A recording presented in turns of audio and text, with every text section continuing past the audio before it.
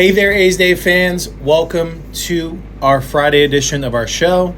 Made it through another week, and we appreciate you kicking off your weekend with us here at A's Day. Today is Friday, October 3rd, and we got a couple of topics to unpack for you. So first, we are hoping that you are enjoying the postseason baseball, even though the green and gold aren't participating this year.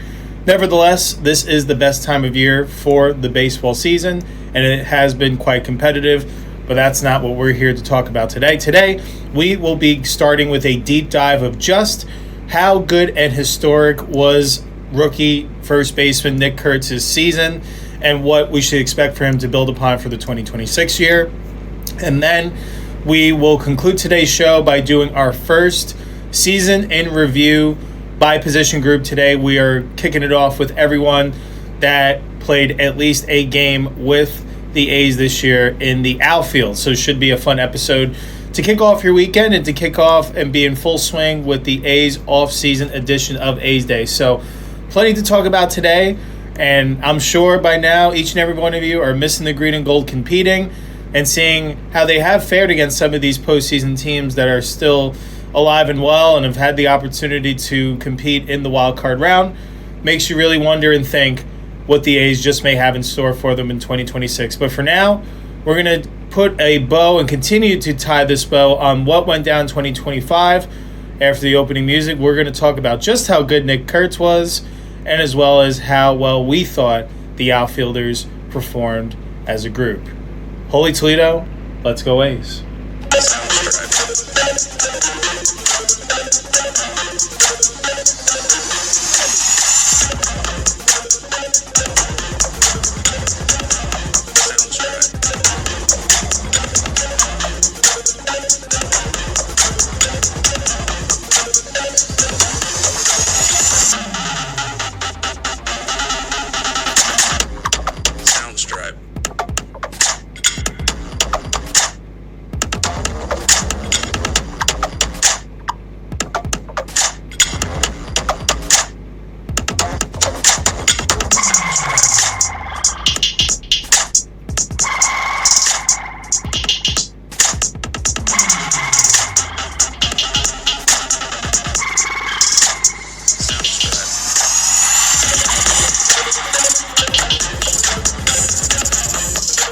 All right there, A's Day fans. Thank you once again, for kicking off your weekend with us here at A's Day to hear our thoughts on anything related to the athletics organization. As a reminder, I want you to be aware that we will continue to post content on our social media sites, and any off-season news that we do hear about the A's, we will be sure to share with you, the lovely audience, along with our current following. Tell your friends to like, follow, subscribe wherever you can to help us grow to new heights. But as a reminder, our social media platforms on Instagram at A's Day Baseball Podcast, on X, formerly known as Twitter, at A's Day Baseball, and be sure to check out our YouTube channel for baseball content that we continue to travel to capture, like our trip down to Mesa this past February to see the A's in action during spring training and their on-ramp, as well as our trips up to Sacramento. And we do have some potential works to see the A's on the road for the 2026 season. So be sure to check out our YouTube channel to capture all of our previous baseball content and content to come, as well as video editions of each of our episodes that if you're listening to on your favorite podcast audio platform where you listen to all your favorite podcasts, you can watch the video edition of these shows on our YouTube channel at A's Day Podcast. It'll be the green logo just like you see us everywhere you're able to see us now. And to become an official subscriber, be sure to check us out on our Patreon site, patreon.com/A's Day. For just $2 a month, you'll be entered to win monthly A's Day t-shirts, A's autographed memorabilia, and A's featured tickets, and so much more as we are able to grow this platform collaboratively. All right, let's discuss the first of our two topics of discussion today. We do know how good the Big Amish, or better known as Nick Kurtz, really was this year. Besides just for a rookie, what he did was outstanding, which if he had the qualifying number of games, he would very much be at least in the top 5, I would say, of AL MVP voting discussion. But nevertheless, he did get that call up later on in April and burst upon the scene tremendously. Let's just take a look at what he did over the course of 2025. He played in 117 games, so not quite the opportunity to play close to the 162. But in his limited action, quote-unquote, he still put up ridiculous numbers. He had a 290 batting average with 36 home runs, 86 runs batted in, 90 runs scored, 122 hits, 26 doubles, 2 triples, 2 stolen bases, 63 walks, a 383 on-base percentage, a 619 slugging percentage, which ended the season with a 1.002 OPS for the season. We'll have more on that shortly, just how much that means. He hit a 173 OPS plus, totaled 260 bases, and 64 extra base hits recorded, which led all rookies. According to Baseball Savant, this may paint a picture of just how good he truly was. And like I've mentioned in previous episodes, when I say that a pitcher is bleeding red in terms of their metrics on Baseball Savant, that means they're one of the top echelon, one of the top tier pitchers in baseball. Well, if you look at Nick Kurtz's Baseball Savant, and we're going to be doing much deeper dives into the hitting side of Baseball Savant for the 2026 season, I took a look at Nick Kurtz. His was bleeding red as well. So these are the following metrics in terms of percentile on how he ranked with his metrics compared to his MLB peers. So these were just the categories where he was in the 90th percentile or better. His WOBA was 382, which was in the 92nd percentile. His expected slugging percentage of 550 was in the 95th percentile. His exit velocity averaged 92.7 miles per hour, which was in the 93rd percentile. His barrel percentage of 18.4 was in the 98th percentile. A hard hit percentage of 51.1 was in the 92nd percentile. His 77.2 miles per hour bat speed was in the 98th percentile. And a walk rate of 12.9% was in the 90th percentile. This isn't just rookies. This is against everybody. Everyone that qualified and played a full season are involved in these rankings. And Baseball Savant decided that Nick Kurtz had more than enough metrics to qualify amongst his peers. And it's tremendous stuff. I mean, let's take a look, especially at that walk percentage. 12.9. Being in the 90th percentile, patience is something that normally comes with more experience, the more at-bats that you get in the big leagues. He is truly advanced beyond his years. Besides the 36 home runs, the power numbers that he put up, the 51.1 hard hit percentage, which means more times than not that he is going to make loud contact on the baseball by that figure. His 18.4% barrel percentage being in the 98th percentile. I know it's something to hit it hard, but to be able to do it consistently from pole to pole since he was called up is truly outstanding, being right up there with Aaron Judge and Cal Raleigh and all the big boppers in the American League and all across MLB this year. Very impressive stuff indeed. He has recently gotten the comparison. I was watching a segment on MLB Network. I think it was Mark DeRosa that said that he has the power of Jim Thome and the contact ability and hitting for average of Sean Casey. When you combine those two left-handed hitters, Nick Kurtz is only 22 years old, and those are some very notable hitters that have had tremendous careers. So if Nick Kurtz can combine the talents of two great hitters, especially with Jim Thome being in the Hall of Fame, you're going to be in quite for tons of consistent and high-octane offensive firepower from the Big Amish for years to come. With him only being 22 years old, he was playing college baseball at Wake Forest last year. Now he's putting up MVP-type level numbers in the big leagues. Truly impressive stuff in his rookie year. Those numbers I mentioned, by the way, in terms of his stat line in 117 games. First, I'm going to tell you how he ranked on his team. He led the team in home runs. He was second in batting average, second in runs scored, led the team with OPS, slugging, and on-base percentage. He was a two-time Rookie of the Month, consecutive months in July and August. He really heated up there in the back end of the summer, including with July. He also coupled that by earning the AL Player of the Month overall. So he was recognized as the best player in the American League. That was the month that concluded with him on July 25th having his 4-home-run game against the Houston Astros. We'll talk about that a little bit more in this segment for sure. His ranks among MLB rookies, so even a smaller circle, but there was one of the higher number of rookies that made their debut in 2025 as compared to years past. I believe it was 283 rookies, if I am correct. And out of all the rookies on the offensive side, he led all rookies with his 36 home runs. He had the fourth highest batting average. He had the fifth most hits, led all rookies in OPS, on-base percentage, and slugging, and walks as well, along with extra base hits, and he was fifth in doubles. During his competition, compared to his American League peers, he was tied for sixth in home runs, second in OPS, second in slugging, and third in on-base percentage. Impressive stuff, since there seemed to be such consistent higher slug in the American League this year. He hit the eighth most home runs with his 36th in MLB history by a rookie. His four home run game in Houston on July 25th at Dakin Park was the first time that any rookie had accomplished that feat. And he ended up with those 36 home runs for his total rookie campaign, which was second in franchise history, solely behind Mark McGwire, who had 49 home runs for the Athletics back in 1987. Nick Kurtz holds the longest home run of this season, and actually for the last two seasons, where he hit a 493-foot grand slam against the Cincinnati Reds. And he also led the majors with 18 opposite field home runs. So exactly half of his home runs, he had that willingness to drive the ball with authority to left field and led the majors with that mark.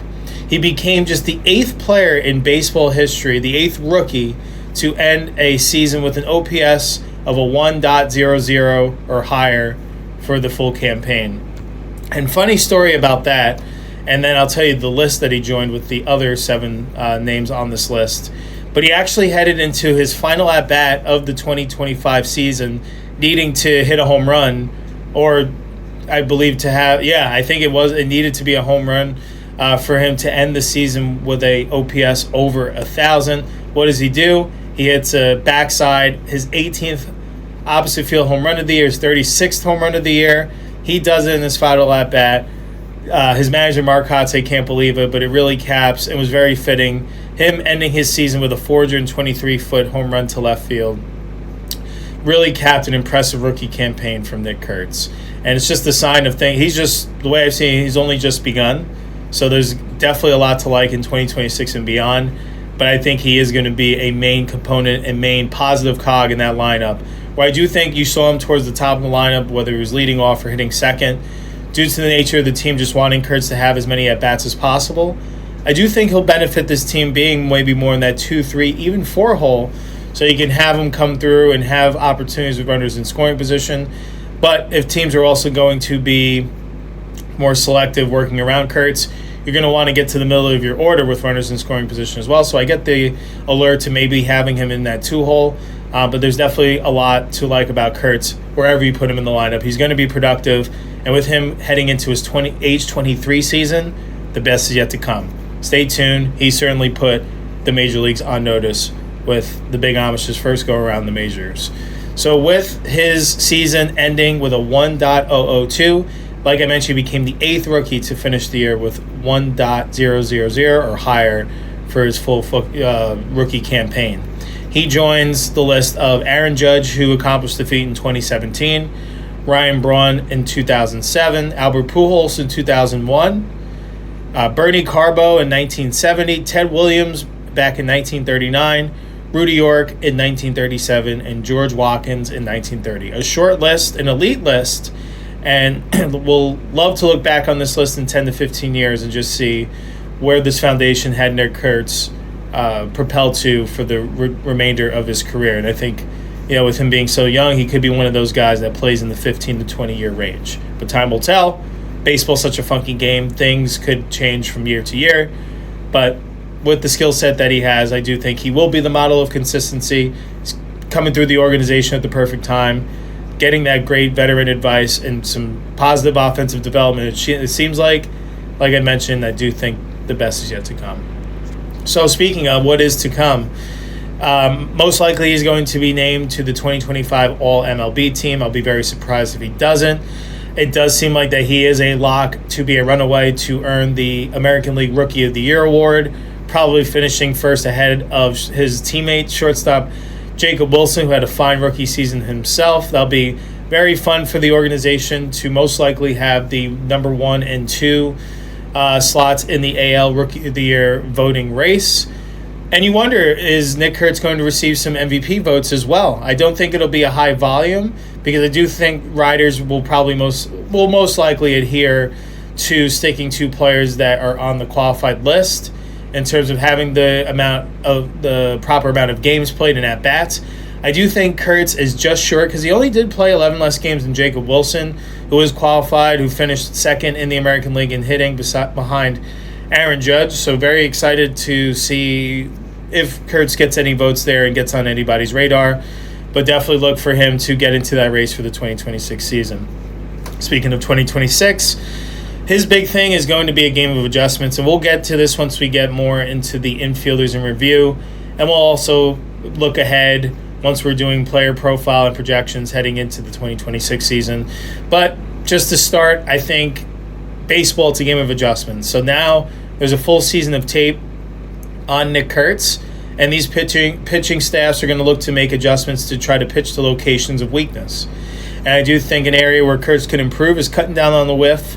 And I don't think he is someone that necessarily chases, but his elongated swing sometimes will lead him to swing over baseballs that if he just shortened up a little bit more in certain situations, he wouldn't have as such high of a whiff rate, which he was in the bottom 5 percentile in that category according to Baseball Savant.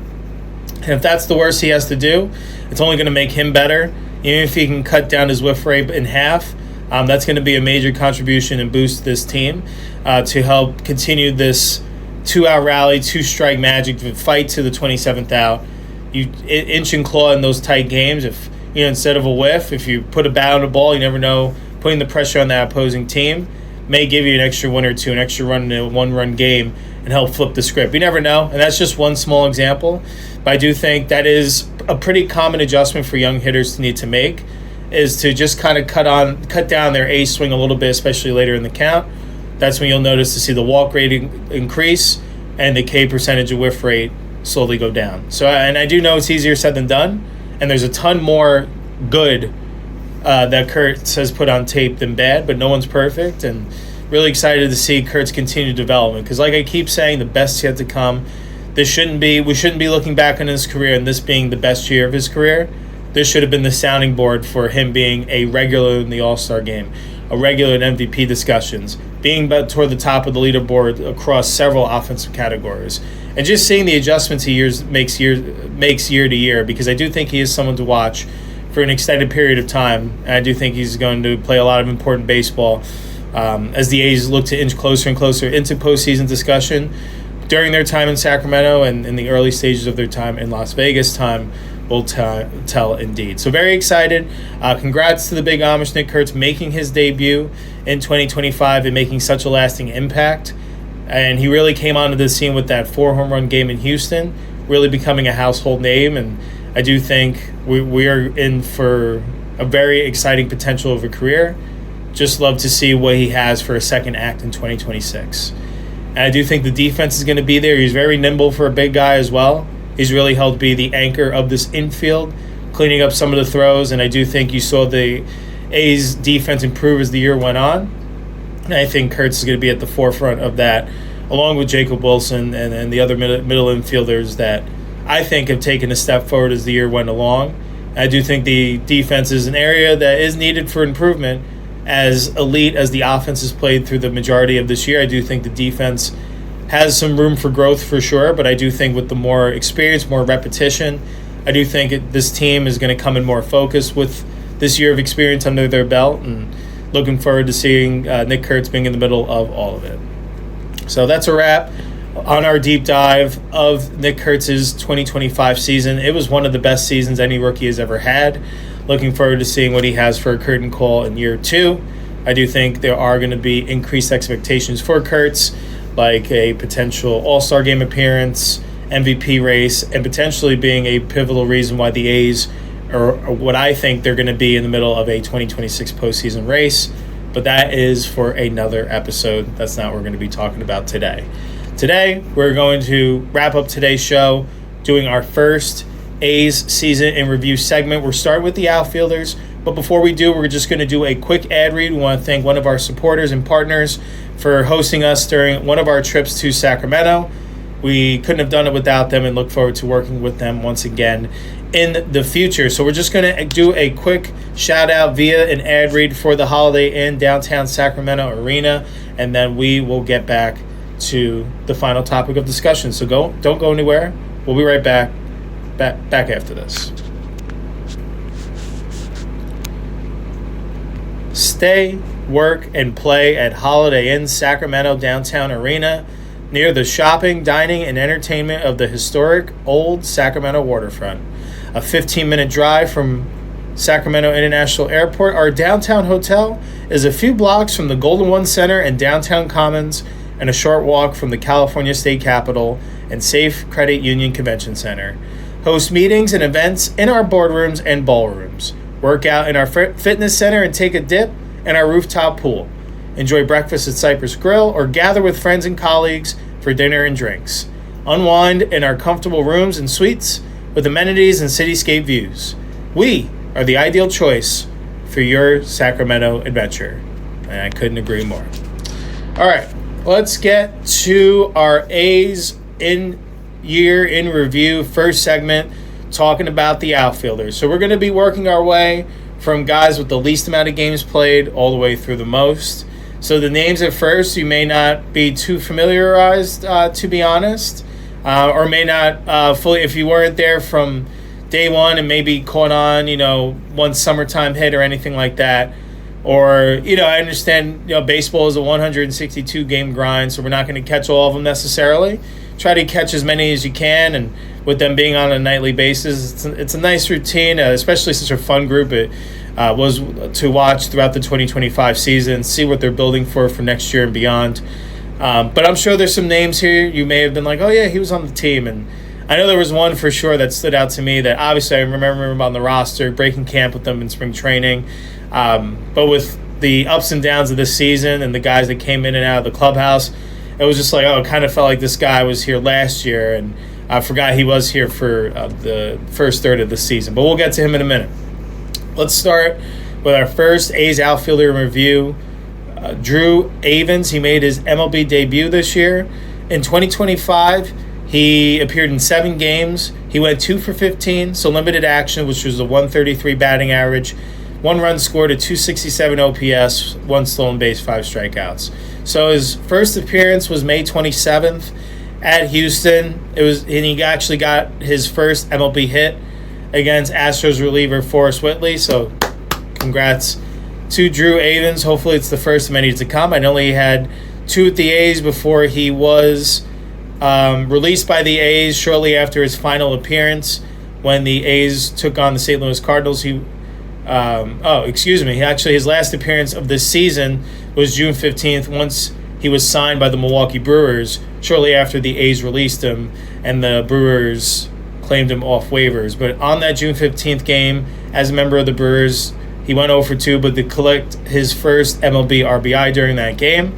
And then he didn't make another appearance at the big league level the rest of the way. So didn't really give him a grade. We're going to grade out some of the other guys that have more action, but just wanted to shout him out and wish him the best luck in his professional career. He was someone that was, I would say, a middle-tier prospect, but I do think it's just such a crowded room in terms of the A's developed outfield prospects that are at the big league level and that are still on the way. So including one of this year's draft picks, their second rounder, Devin Taylor. I know he's a little further out, but I just think it is kind of a crowded room, and there's other areas of development where the A's are looking to build upon their farm system, like the pitching. I do think that's an area that there's tons of young pitching that's coming, but I do think that's an area they can use more depth in, certainly. So I do think they just didn't know what his role would be down the road in the future, so figured cut ties with him sooner rather than later and give him an opportunity where he could flourish. Like Milwaukee does seem to turn everything into gold. Didn't seem to work out there, but I do think he has all the tools to hang on, sign a minor league contract, and try to win a job out of spring training. But best luck to Avans in his brief time with the green and gold. Next, this is the guy that obviously he was the longest tenured A on the current roster until his eventual release this year. The 7-year vet, of course, I'm talking about Seth Brown. Yes, that's right. Seth Brown was with the 2025 A's, but because he was released by the A's at the end of June, it seems like with the highs and lows of this year and how much this team took off and seemed to take on a completely new identity after the All-Star break and especially after the trade deadline, it seemed like everything that happened before that was kind of such a distant memory. I do think Seth Brown falls into that trap for this year, and not for what he did during his time in Oakland and Sacramento briefly. I just mean for this year. During the 2025 year, he appeared in 38 games. He had a 185 batting average, which was 12 for 65. Just the 1 home run, 3 RBIs, 6 runs scored, 9 walks, 23 strikeouts, 1 stolen base, and a 564 OPS. So he was in between that role of 4th and 5th outfielder, and I think he was having great difficulty in adjusting to that role. And I think he came in understanding that he was the veteran guy that was going to be the left-handed power option off the bench. But he's someone that's grown so accustomed to being an everyday starter, whether in a quarter infield spot or at first base. And like I said, I don't think he ever made any ifs, ands, or buts about it or any qualms, or seemed like he displayed positive veteran influence on a young ascending team. It just, that happens sometimes, that you're just not the right fit for that construction of the club. And I do think that's where it reared its ugly head. He ended up going on the injured list, I believe, around June 15th or 16th, and then 9-10 days later, they outright release him. And he actually did have some success during his time with the AAA teams, both with the A's, and then after his release, once he actually did sign with the Arizona Diamondbacks, who signed him to a minor league contract, he was optioned to their AAA Reno Aces team. He put up these numbers at the AAA level. In 35 games, he batted .291. He batted .352, which was 51 for 145, 13 home runs, 34 runs batted in, and a 1.113 OPS. So he absolutely tore up Pacific Coast League pitching, and that is typical. That is more of an offensive league. But nevertheless, it was good to see Brownie still swinging at a high level. Just wasn't meant to be at the big league level. But, so he was released by the A's on June 25th, and about 8 to 10 days later, after he cleared waivers, the Diamondbacks signed him to a minor league contract, and that is where he finished the season. I do think they released him after the minor league season was complete. So Seth Brown, who still is only 33 years old, is going to be looking for a new home in 2026. I do think that'll be all, at least for this stage of where the A's are at. So congrats on a successful career, 7-year stint with the A's. He was with the last Oakland team and definitely had some memorable moments and would come through in the clutch and have a pretty good prowess on hitting consistent extra base hits and being a flair for the dramatic indeed. But he was someone that was always quite reliable and continued to show improvement year in and year out until he eventually became a veteran of stability. So definitely someone that was a fan favorite, is going to be missed. But nevertheless, hopefully, best of luck to Seth Brown that he lands a new home, and always take the memories with him, and I'm sure he'll always be remembered fondly in the hearts of A's fans everywhere. So best of luck to Seth Brown. Looking forward to seeing what his next chapter has for him. All right, next guy in review, and we had the opportunity to interview this player for about 5 minutes prior to an A's home game. Of course, it's outfielder Carlos Cortez, very nice guy. He came on as a role player this year. He eventually turned out to be that 4th outfielder that would get starts against right-handed pitching, or when guys would the regular trio of the outfield rotation. If someone, especially if it was a corner outfielder, needed a day here or there, Cortez would be the guy summoned in. And he produced during his limited action. In 42 games, he hit .309 for a batting average, which was 29 for 94, 4 home runs, 14 runs batted in, an .866 OPS, 8 doubles, and 1 triple. Fun fact, he is a switch thrower, ambidextrous, so he can throw with both his left and his right arm. And it came in handy for a switch where there was a need with defensive substitutions, where Carlos Cortez, who plays the outfield left-handed, was needed to play third base instead. So they switched his glove.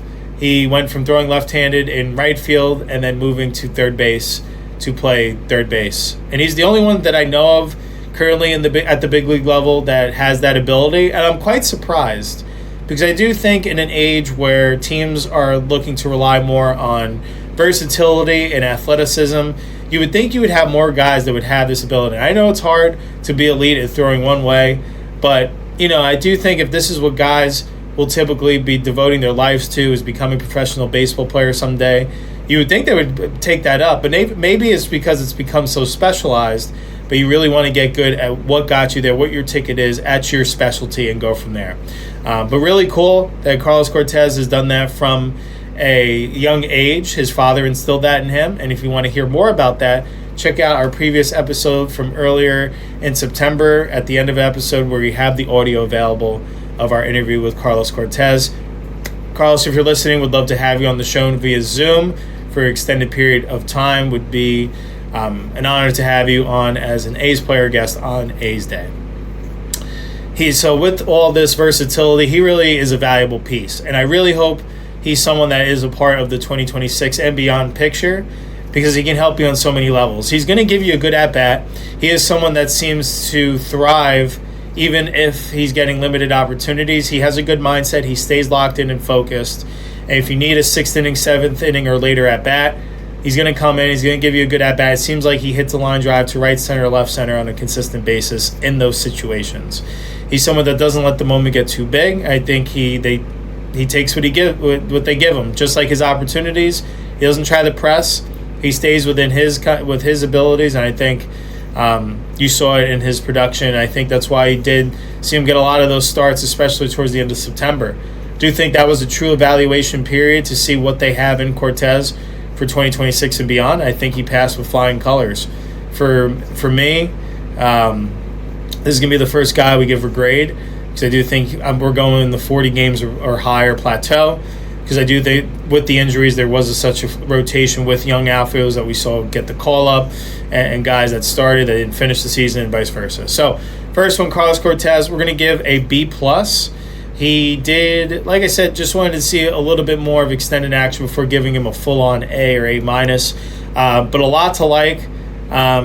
He got actually called up initially on July 15th and sent back down the same day. But the good news is he did finally get his opportunity on the 22nd, making his debut shortly after, I believe on the 23rd, and got his time, clearly by the statistics, he's gotten his first hit, first home run, first RBI, all out of the way. So congrats to him. I do think he is an X factor to be a part of the 26-man roster that I think could add some important depth to this team and have a very viable pinch hit option available, and someone that played remarkable defense as well. We almost gave him an A-, but just think if he had a little bit more action. We really liked what we see, and I have him starred as a pivotal piece of the next year's roster. Maybe not a regular starting role, but in that fourth outfield role and utility infielder too as well. I do think you don't get these guys every day, and I do think he is a player of high quality that can help a team with championship aspirations, or at least postseason aspirations, continue to move in the right direction. All right, next up, we're going to talk about center fielder Denzel Clark. He had an electrifying start to his MLB rookie campaign before it concluded with an injury that he didn't just quite come back from. In 47 games, he hit .230 with 3 home runs, 8 RBIs, 6 walks, 61 strikeouts, 18 runs scored, and he was 6 for 6 in stolen bases. His last game action for the year came on July 20th at Cleveland before he went on to the injured list on July 21st with an adductor strain. Unfortunately, never made his way back from that. He was rehabbing it during, I think it was the AA rehab assignment. He felt it a tweak once again, and then they shut him down from there, having him just prepare and be focused on the 2026 campaign. He had 2 potential plays of the year, but especially the second one. He had 2 home run robberies, one against the Orioles at home and then one at Anaheim, where he seemed like half his body was reached over the wall and brought it back from those rocks. If you're not familiar with the rocks in left center, it's a deep shot, and Denzel Clark got up and over this wall and looked like Spider-Man crawling up across the outfield wall, making acrobatic catches.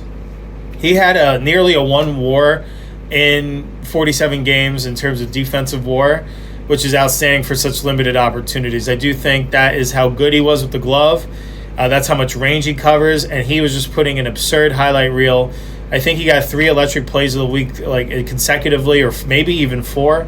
But every night he was playing center field, it was a different catch, an absolute baseball defensive theater. And it was unfortunate that we didn't get to see it over the course of 162, but hopefully that's my big thing for him going into the 2026 season, is find a way to maybe build a little strength, build some more muscle, to have that endurance to last 162. I do think Clark being a little bit on the smaller side is something that you wonder if he's going to be able to have the durability to last the marathon of 162.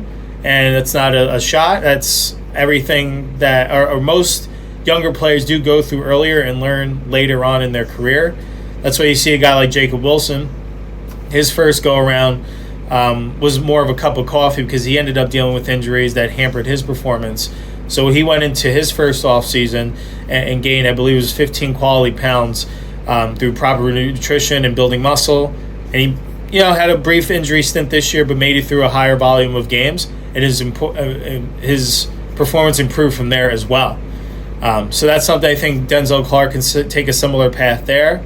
I do think that the more Clark you see in center field, the better this team is going to be off for it, at least defensively. I do think that's an area of growth that the offense needs a lot of fine-tuning, more discipline, and hunting pitches in more advantageous counts as compared to having a pretty significant high chase rate for a guy with such lower power rates. Would like to see him be more of a contact, a lower strikeout rate guy, a higher walk, and have more of an opportunity to also be electric on the base path. So we gave him a B. The defense, we gave an A+, but the offense, we gave around a C grade, maybe a little C+, close to a C+. He did show some flashes, especially over the second half worth of his at-bats for his season. But I do think, like I mentioned, I think if he works the count more of his favor, he doesn't give in earlier in the counts, maybe works the pitch count a little bit more, looking for his pitch, his location more consistently as compared to being a little bit anxious, I do think you're going to see an improvement in his performance. But his calling guard is his glove, and not everyone on this team needs to be a masher. You can see the A's were a top 5 offense. There's plenty of production across the board. If Clark ends up being a guy that hits closer to 250, 9 to 11 home runs over a course of 162, but can maybe steal 30 bags and play outstanding defense, that's exactly what you're going to need in the leadoff spot or in that 9 hole, and it's just going to make this team more deadly. So everyone's going to have their role, and I don't think Clark needs to be this above-average elite offensive force, but I do think there needs to be some growth there and see more of an increase in that patience and that walk rate and decrease that strikeout rate just a little bit. And it's going to be a year-by-year development process. We know it's not going to happen overnight, but these are just things I think Clark could work on heading into 2026. All right, another guy that I do think still has some development to go, but tons of raw power and potential. Right fielder Colby Thomas. For his 2025 year, he appeared in 49 games.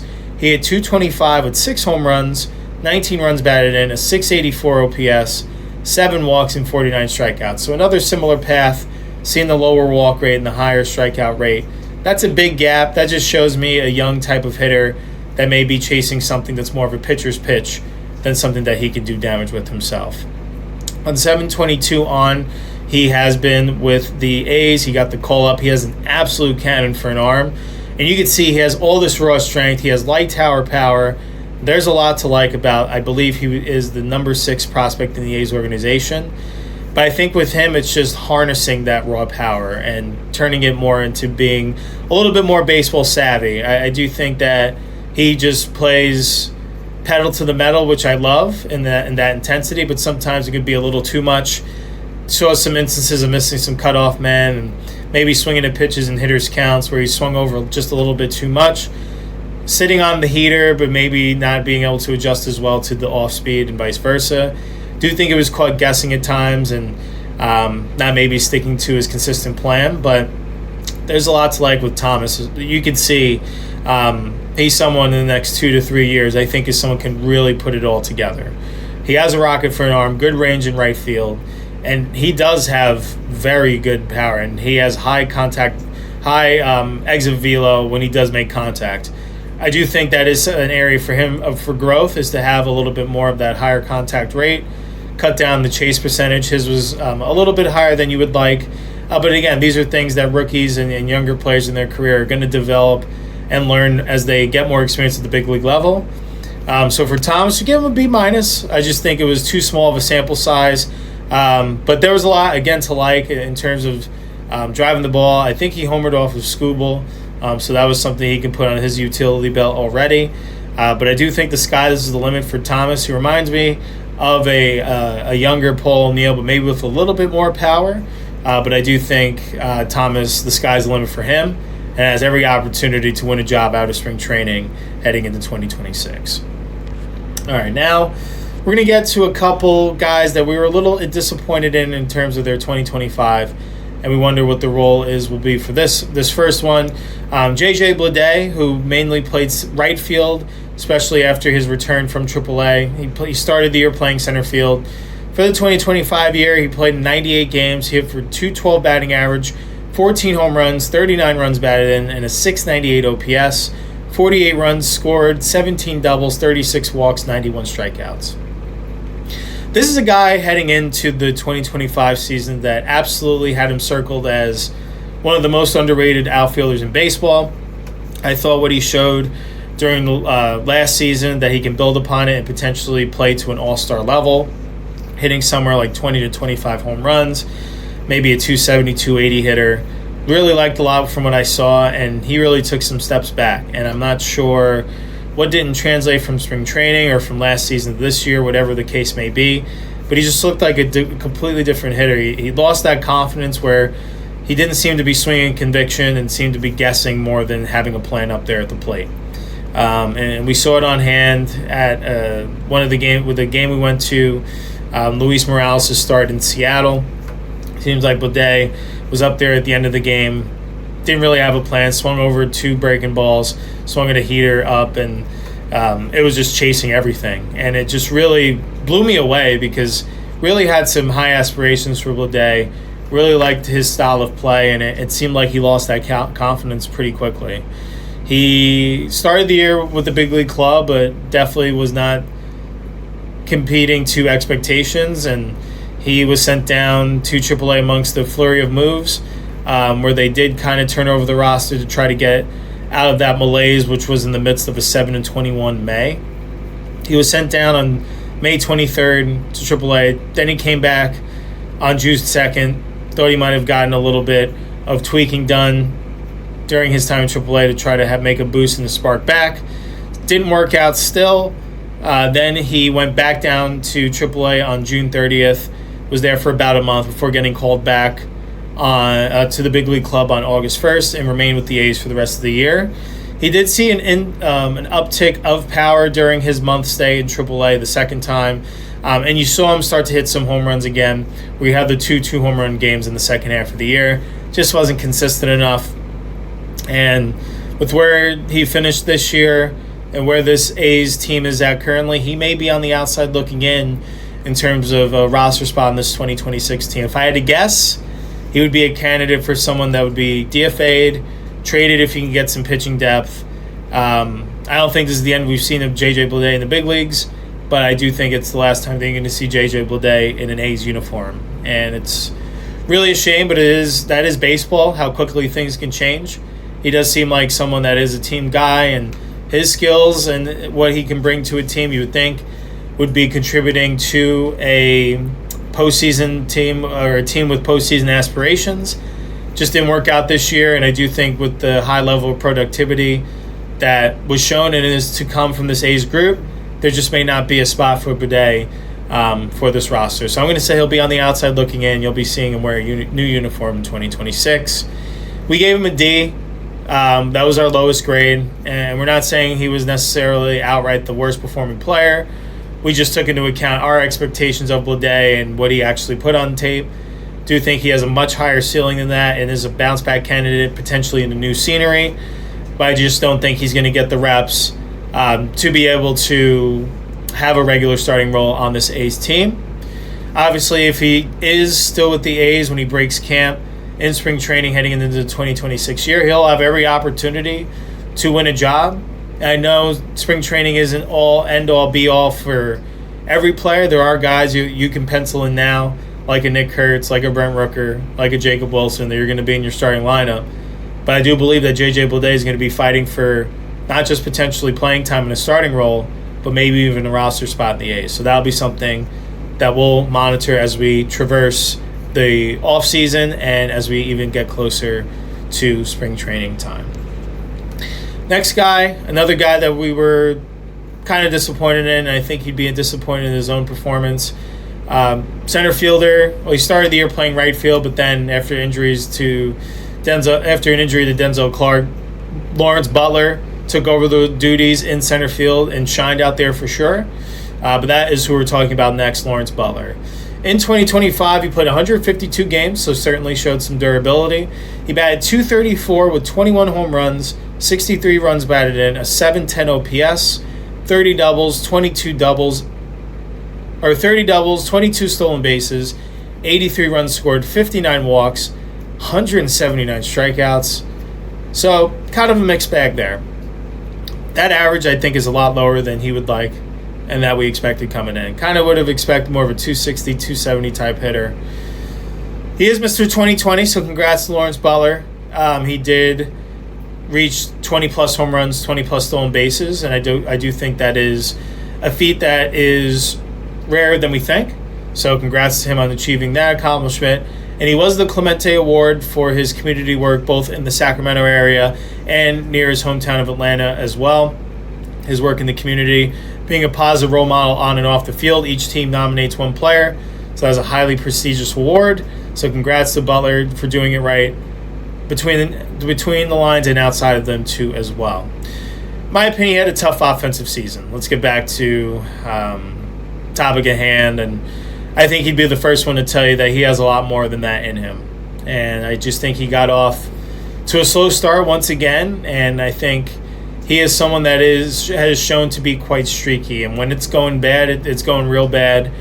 He gets a little bit too pull happy. The front of the hip opens up, and that bat gets a little bit long. But what you saw from Butler over the second half, especially August on, he had such a higher willingness and more conviction hitting the ball with authority to opposite field. He actually ended up hitting, I think, 27% to opposite field, which is a large increase from his previous year.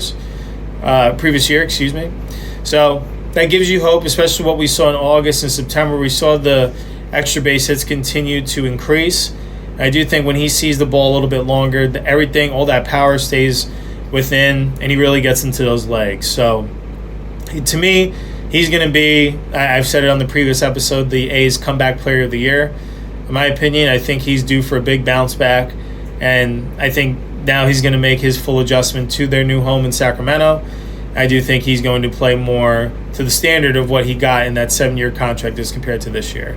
Again, there are worse seasons, so still getting the OPS over 700 and being a 2020 guy, I think a lot of players would be content with that, but I know Butler has much more in the tank with that. So I think if he continues to build upon and start the year with that conviction, jobbing the ball to left field, to left center field, I think he's going to be a hitter that has a higher average and maybe will hit more in that 270, 280 range. And with that, I think you're going to see an increase in his power too as well. You're going to see kind of the production that Soderstrom had this year, and we're going to talk about him in a minute or so.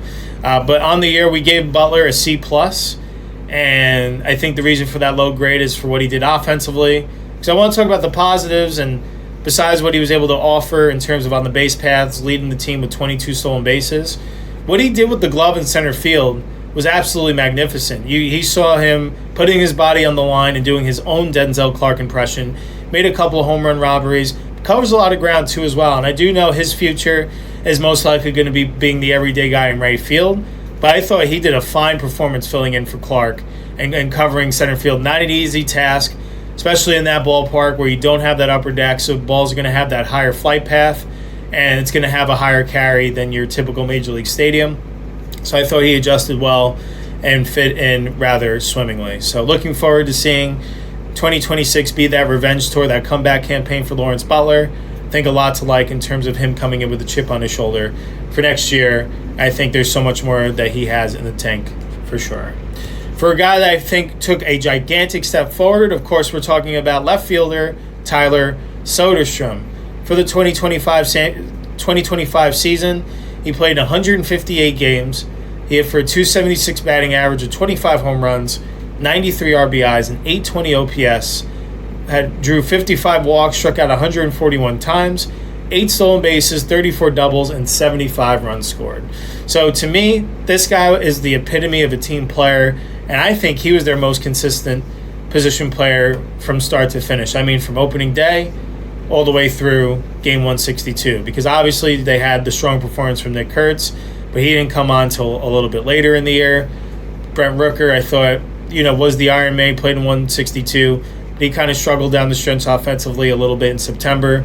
Tyler Soderstrom, if you look at his final stat line, and if you look at his numbers month to month, guy was pulseless.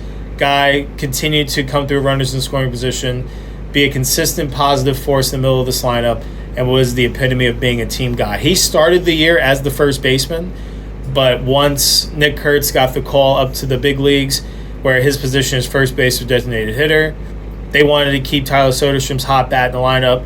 They asked him if he would play left field. He couldn't have answered yes any quicker. And I thought he filled in tremendously. I think one area for growth for him is to get that consistent footwork down, because he does have a rocket for an arm, but I think sometimes he would lose some velocity and depth on those throws just because the feet might have been in a little bit wrong position. But that comes from learning the position on the fly, because he came into the season not really getting outfield reps. He was mainly first base and getting catching reps during spring training. So this was something that he had to learn daily, and you could see the improvement throughout the year. While I was talking about I do think his footwork can use improvement heading into 2026, he absolutely held his own out there. He was one of the better defenders on this team. I don't think it was a liability in left field, but I do think there's room for growth, and I think you're going to see an even better full all-around version of Tyler Soderstrom in 2026. Because, yeah, he's only 23 years old as well, and I think the best is yet to come, but you saw a huge step from a guy coming in this year. If you wondered if he was going to have the durability to make it over 162, check mark, played 158. You were wondering if his swing was going to be too long to be able to translate to big league pitching, increase the batting average by 60-plus points and a ton more at-bats, hits the 25 home run plateau, leads the team in RBIs. This guy is someone I think is going to be a future Silver Slugger at his position. I think he should be an A's extension candidate for this offseason to get these young guys and have this young core locked up for the foreseeable future. Because if you can keep this young group together, you're going to see a lot of winning coming out of Sacramento and Las Vegas in the near future here for years to come. But I also see an All-Star Game appearance potentially in 2026.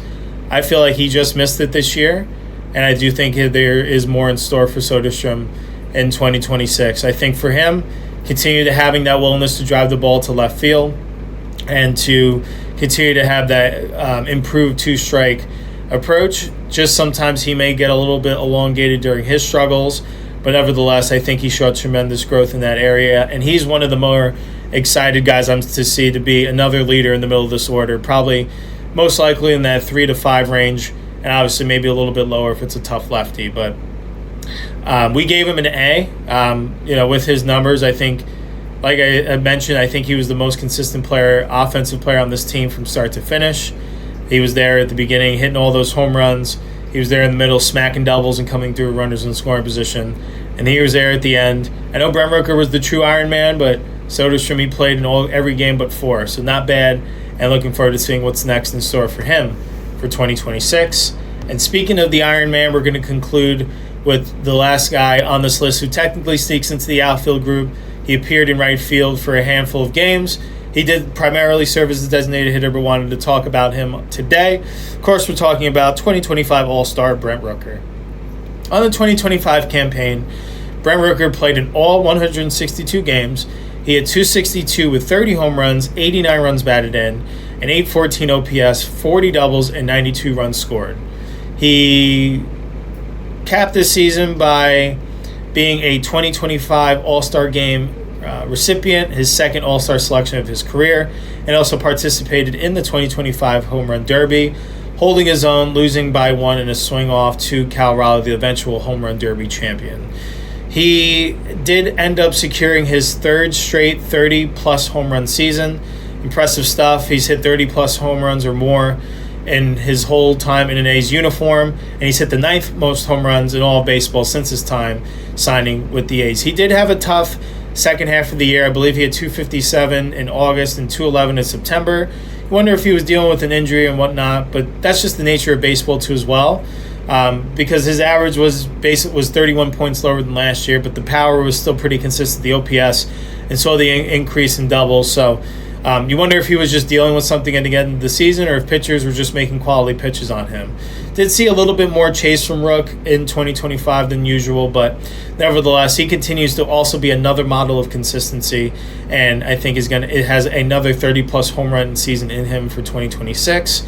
And hopefully this time around, he's going to be in the middle of this young core with a lineup that's churning and getting closer to that postseason picture. So we gave him a B+, just because of, I think, of how good his 2024 was, and he regressed, at least on the average side, a little bit. But the home run power was still there. He still came through runners in scoring position pretty well. I do think he was one of the, I'd say, at worst, the third most productive hitter in this lineup, and was a big reason for the A's being a top 5 offense across all of baseball. So looking forward to seeing what Rook has cooked up for 2026 along with the rest of this outfield group. As that wraps our first edition of the A's season review. Today we talked about the Outfielders. And with that concludes our Friday edition of A's Day, another off-season edition of our show. Today we did a deep dive of just how great and historic Nick Kurtz's rookie season was, before ending the show with our first season review segment talking about the outfield group.